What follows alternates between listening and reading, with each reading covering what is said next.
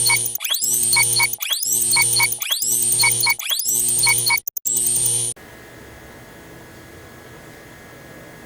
sejahtera buat kita semua. Baiklah anak-anak ibu sekalian, pada hari ini adalah pertemuan kita yang pertama di kelas 12. Adapun materi yang akan ibu sampaikan pada pagi hari ini adalah tentang menulis surat lamaran pekerjaan. Tahukah kalian apa yang dimaksud dengan surat lamaran pekerjaan? Tentunya yang pertama sekali kalian semua harus mengetahui apa yang dimaksud dengan pengertian surat. Kita lihat sama-sama. Pengertian surat di sini adalah suatu sarana komunikasi tertulis untuk menyampaikan informasi, pernyataan atau pesan kepada pihak lain yang mempunyai keperluan kegiatan dengan bentuk tertentu. Jadi ini adalah pengertian dasar dari sebuah surat. Selanjutnya kita mengetahui bahwa seseorang ketika membuat surat tentu ada tujuannya. Tujuannya di sini menulis surat adalah salah satunya menyampaikan maksud dan tujuan sesuai dengan isi hati si penulis. Itulah dia. Jadi ada beberapa tujuan menulis surat. Jadi anak-anak kami sekalian bisa membacanya ya. Kemudian fungsi dari surat itu sendiri adalah, saya ambil salah satunya saja, sebagai bukti hitam di atas putih yang mempunyai kekuatan hukum. Mempunyai kekuatan hukum. Jadi ada bukti bahwa seorang itu pernah menulis surat dan apa yang ada di hatinya dituliskannya. Ya, kita lihat selanjutnya. Ini ada beberapa. Terakhir sebagai media dalam berkomunikasi. Kemudian adalah jenis surat. Jenis surat di sini ada 3. Yang pertama adalah surat pribadi. Kenapa dikatakan surat pribadi? Surat pribadi ini bisa saja, ya. Contohnya ketika Anda menulis surat kepada teman, kepada guru, kepada orang tua, atau kepada saudara, ya. Itu dia. Contohnya bisa kita lihat seperti ini dia. Contoh surat pribadi, ya. Bagaimana contoh surat pribadi ini? Kita lihat bahasa yang dipergunakannya. Dia tidak menggunakan ragam bahasa resmi, tetapi dia bisa menggunakan bahasa kita katakan bahasa gaul atau bahasa dalam komunikasi sehari-hari. Jadi di sini tidak ada bentuk bakunya. Dan kita lihat di sini ada maksud yang dia sampaikan, apakah tentang kerinduan, kesalahan hati, atau bisa juga adalah seorang murid meminta izin tidak bisa hadir ke sekolah. Yang kedua, surat dinas. Surat dinas, ya, kita lihat contohnya. Contoh surat dinas seperti ini, ya, dia berbeda dengan surat pribadi. Karena kita melihat kalau surat dinas itu dia memiliki ciri tersendiri, yaitu salah satunya apa? Mempunyai kop surat atau kepala surat. Bagaimana dengan bahasanya? Bahasanya dia menggunakan ragam bahasa resmi atau menggunakan kalimat efektif. Karena apa? Surat dinas adalah surat yang dikeluarkan oleh sebuah lembaga atau instansi tertentu. Ya, jadi dia tidak bersifat main-main. Dia serius. Jadi dia menggunakan kalimat efektif, ragam bahasa resminya. Oke, kita balik lagi. Yang berikutnya tadi apa? Yang ketiga. Ini adalah yang ketiga yang akan kita pelajari di pagi hari ini adalah surat lamaran pekerjaan. Surat lamaran pekerjaan. Contoh surat lamaran pekerjaan. Ibu mau bertanya kepada kalian semua, siapa mungkin di antara kalian yang pernah membaca iklan? Karena apa? Karena untuk membuat surat lamaran pekerjaan, ya, atau membuat surat lamaran pekerjaan ini bisa dilakukan dengan 2 cara. Pertama adalah inisiatif Anda sendiri, yang kedua adalah berdasarkan iklan. Jadi ada sumber yang menjadi bahan dasar Anda membuat surat lamaran pekerjaan.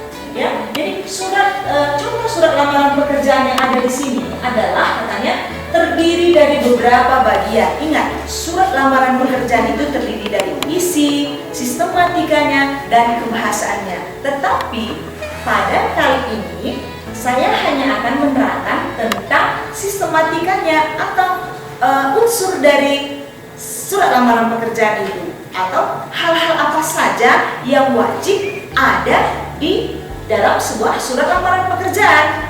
Kita lihat sama-sama anak ibu, ya. Jadi saya menginginkan anak-anak saya semua tetap semangat, serius, jangan main-main. Walaupun kita tidak bisa bertatap muka secara langsung, kalau hanya lewat daring ini ya. Kita lihat anak ibu semua.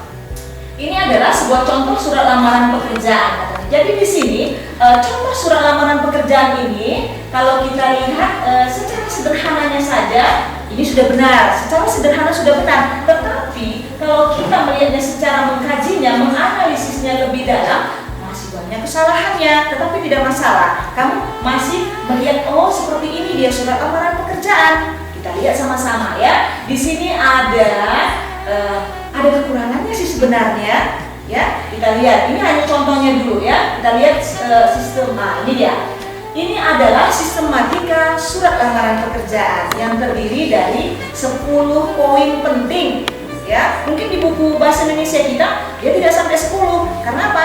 Dia meletakkan beberapa poin itu menjadi satu nomor gitu maksud saya ya. Kita perhatikan. Yang pertama di dalam surat lamaran pekerjaan itu adalah apa? Tempat dan tanggal surat. Di sini dia di nomor 1, tempat dan tanggal surat. Mengapa? Ya ini perlu. Di mana posisi Anda ketika menulis surat? Ya, kalau Anda sedang berada di Kabanjahe, berarti Kabanjahe lah di sini kamu tuliskan. Kabanjahe, ya. Tanggal berapakah pada kamu menulis surat? Misalnya Kabanjahe, 9 Juli 2020. Ingat ya, di dalam penulisannya nanti kita lihat itu harus sesuai dengan tanda bacanya, huruf besarnya. Kamu tidak boleh lupa, ya. Udah. Yang kedua, kita lihat di sini adalah lampiran dan hal atau hal dan lampiran itu terkadang dibuat di dalam sebuah surat. Apa yang dimaksud dengan hal di sini adalah singkatan dari perihal, ya, perihal.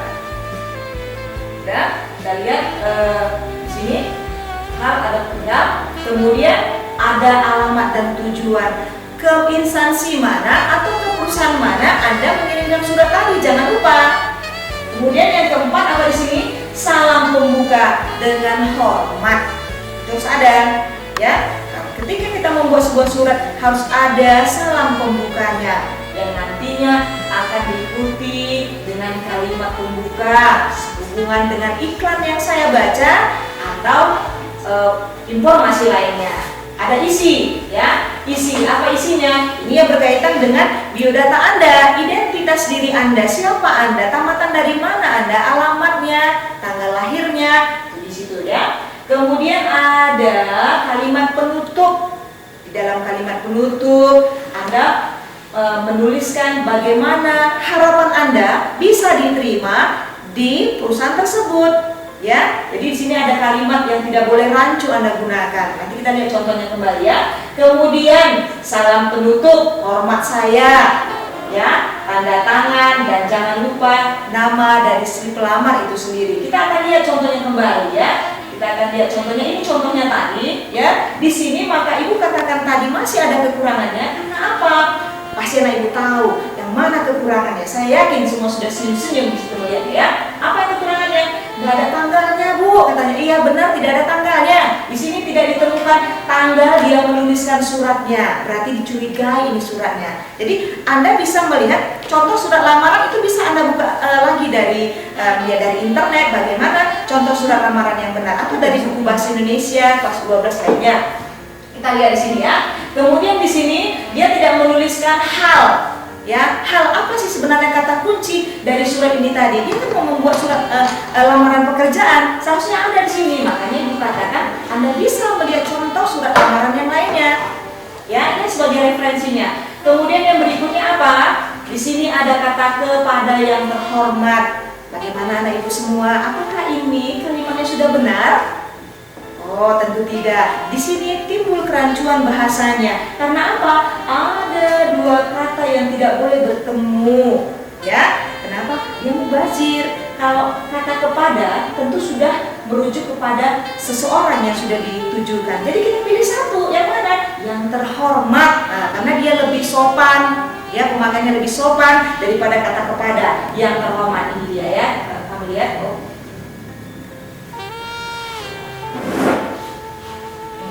dia kemudian. Ya, di sini hanya digunakan satu, yang terhormat, kepala rumah sakit waras lalu katanya. Jadi dia yang lainnya. Kemudian ini tidak boleh disingkat kata jalan. Dia harus jalan, bukan JL, ya, di Yogyakarta. Kemudian masuk berikutnya, ya, dengan hormat. Oke, sudah benar. Kita lihat yang bertanda tangan di bawah ini. Di sini ada juga terjadi kesalahan sebenarnya, ya. Di mana kesalahannya ada yang sudah mulai berbicara sendiri, ya. Di sini ada kesalahannya. Tidak boleh menggunakan huruf besar di sini. Mengapa? Karena ini masih merupakan bagian dari satu kalimat dia ceritanya. Oke, Bapak Ibu ya.